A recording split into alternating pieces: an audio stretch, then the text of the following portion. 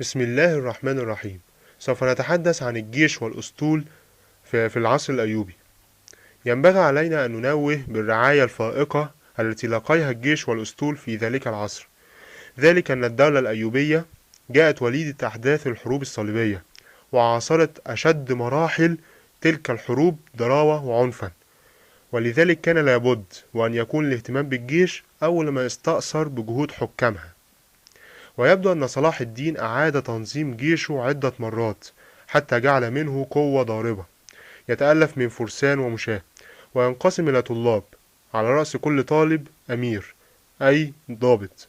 وبالإضافة إلى الجيش الدائم، ضم جيش صلاح الدين فرق مساعدة من التركمان والأكراد والعرب، وهؤلاء كانوا بمثابة جند غير نظاميين، وإن كانوا لا يقلون في حالات كثيرة عن الجند النظاميين حماسة ورغبة في الجهاد.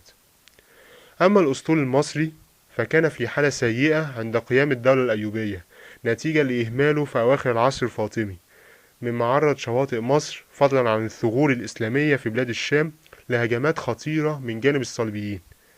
لذلك اهتم صلاح الدين بأمر الأسطول اهتمام بالغ، وخصص أموال كبيرة لديوان الأسطول، حتى غدا الأسطول المصري قوة ضاربة عام 1179 ميلادية، تضم أنواع متباينة من القطع الحربية وناقلات الجند والخيول. وبفضل هذه القوة تمكن الأسطول المصري من إنزال ضربات قوية بالصليبيين في البحرين المتوسط والأحمر، فضلا عن مساعدة صلاح الدين بعد معركة حطين في الاستيلاء على بعض المواني والثغور الشامية.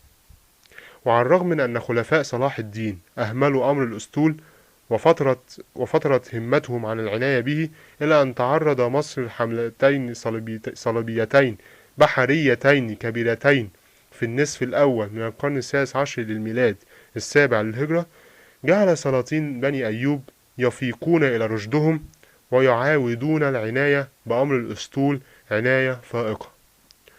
وإلى اللقاء في الموضوع القادم بإذن الله. شكرا.